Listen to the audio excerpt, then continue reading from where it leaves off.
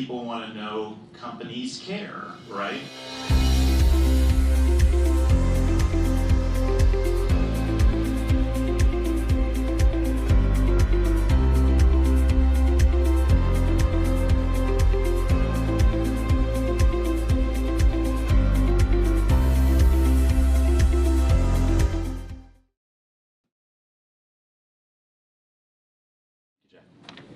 Hi, I'm Braun Scherl. I'm delighted to be here, and I really like how you're rocking. Not everybody can carry off that shirt, tie, vest combination.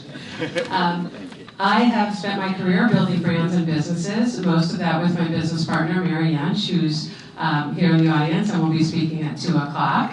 I focus on driving revenue growth, so new customers, more profitable customers, new categories, new geographies, line extensions. I tend to focus in female sexual health and wellness in terms of business categories, which is everything from menstruation to menopause, or as my son says, for the love of God, do something out of the underwear.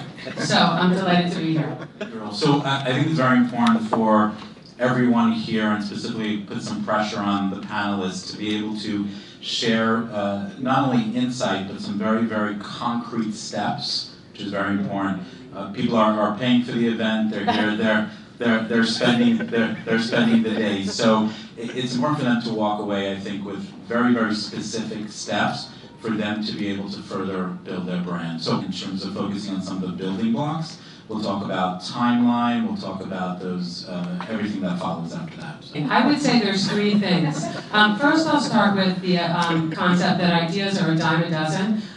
It's really the execution. So even if you're out there and you see other products that might be similar, it's how you talk about it, how you brand it, it's the steps you take to actually engage a customer in a transaction that makes it a business. Otherwise, it's just a very expensive hobby.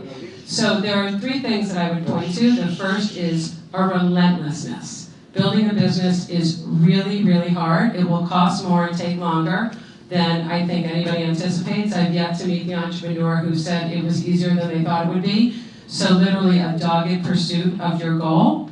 Number 2, focus. Identify the 2 or 3 things that your business has to do extremely well in order to succeed. You can't do, most small businesses and most large businesses, in my experience, can't do more than a couple of things really well. Focus on the ones that are going to be the drivers of your business.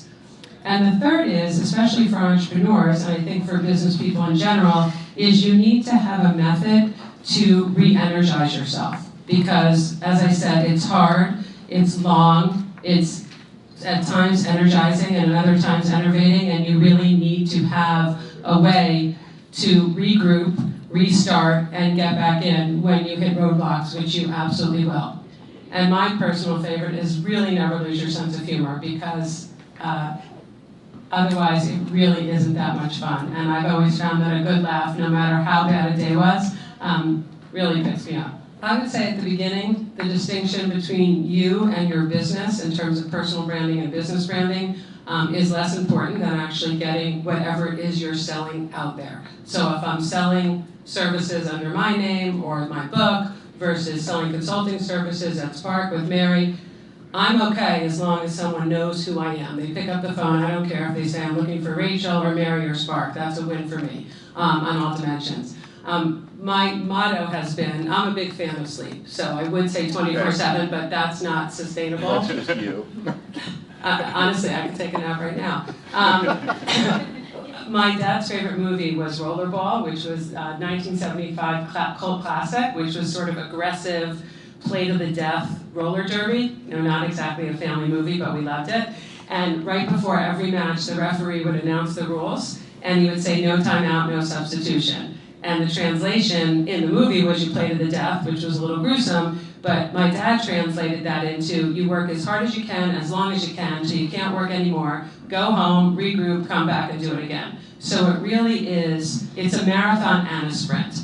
So I wish it weren't 24/7, and as I said, I don't think that's sustainable, but it's really, really hard work, and if you're not prepared for it, then building a business on your own or with a partner might not be the right choice for you.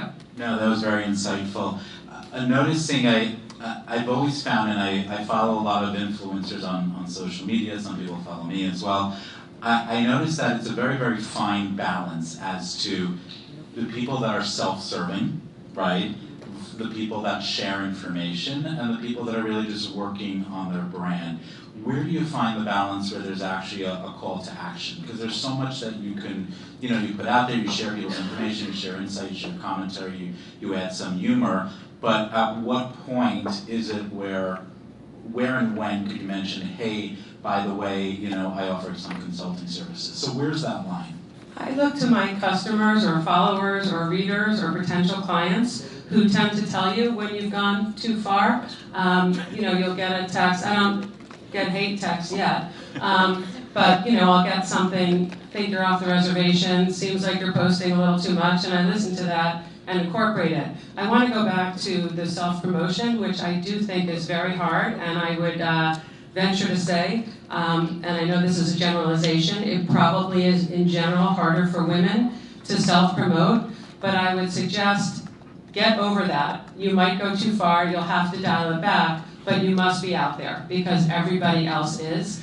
I would suggest working with an expert like Jasmine who knows how to manage that and patterns and knows what your tone should be on each channel. And again, listen to the feedback you get because those are the people you're trying to reach. I want to ask about the time where there was a tipping point for you guys and you realized, you said, hey, wow, all these years of building your brand equity, now I'm starting to monetize and now I'm starting to see a return on investment.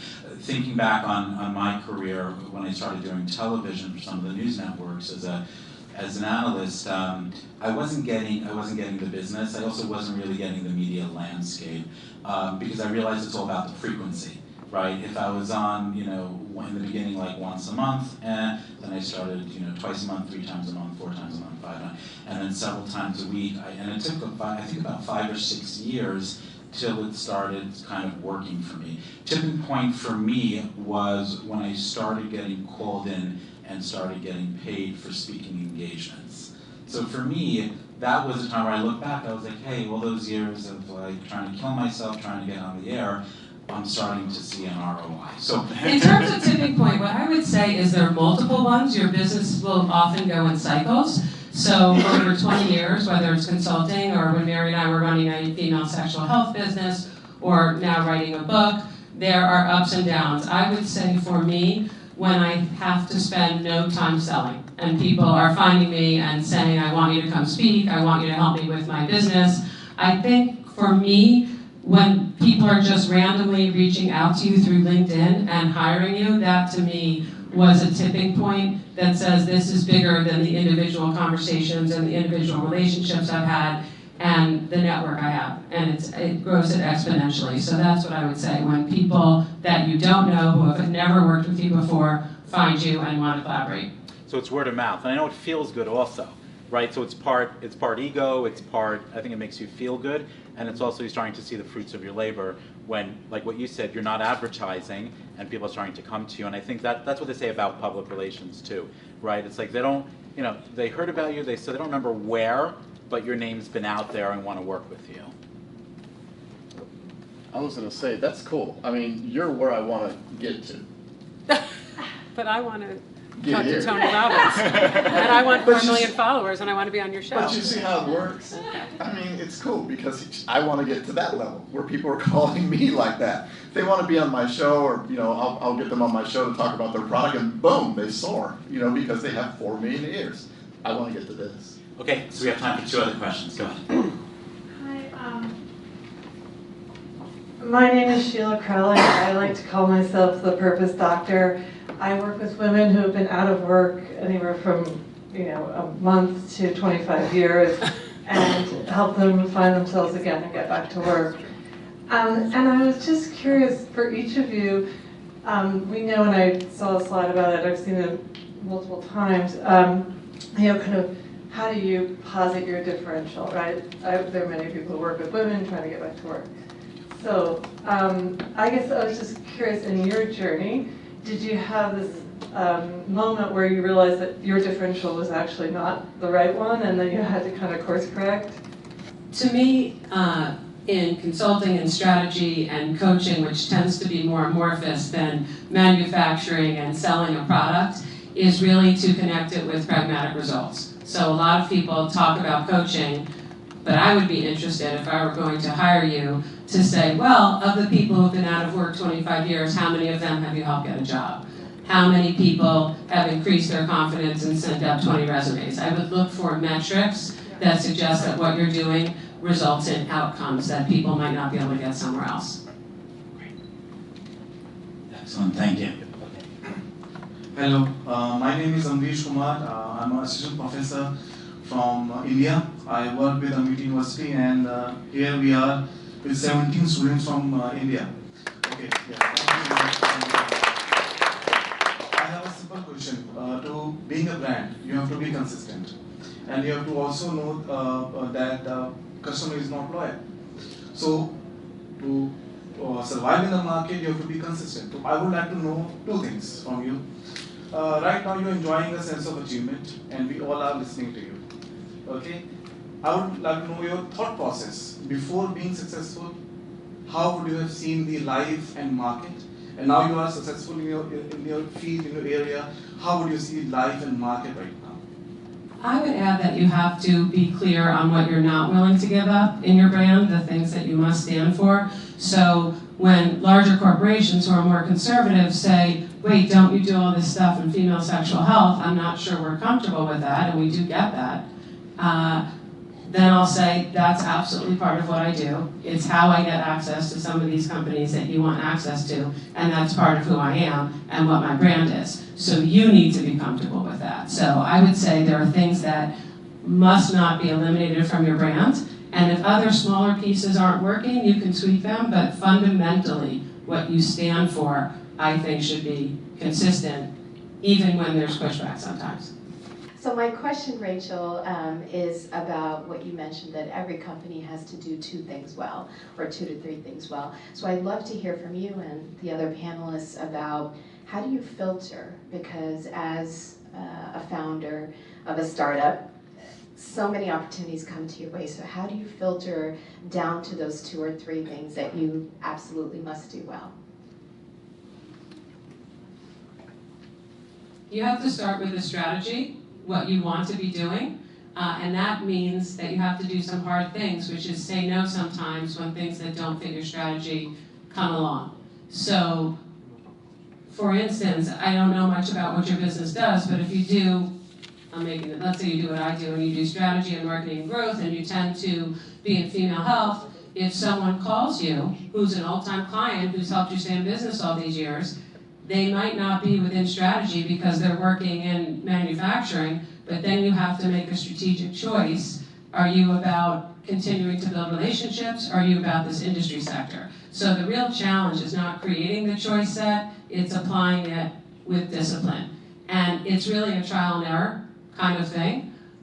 It's really hard to say no. It's really hard to say no to someone who's going to pay you. But you have to think, is this going to promote or push forward the brand, the equity, and the business model that I'm trying to achieve, and make the decision within that context. And I would add one more thing. You don't have to do this alone. I've been lucky enough to have the same business partner for 20 years, who not only is a business partner, but a sage, a counselor, someone to bounce ideas off of. You need to have people, and everyone talks about this, having your personal board of directors. You need to have people that you can bounce things off of, because when you're in it, you don't always see clearly. So one of your key objectives when you're building your business is to create this group, whether it's 2 or 10 people, that you can go to for specific issues to get their feedback and test out where you are. You know, I'm thinking of walking away from this, what do you think?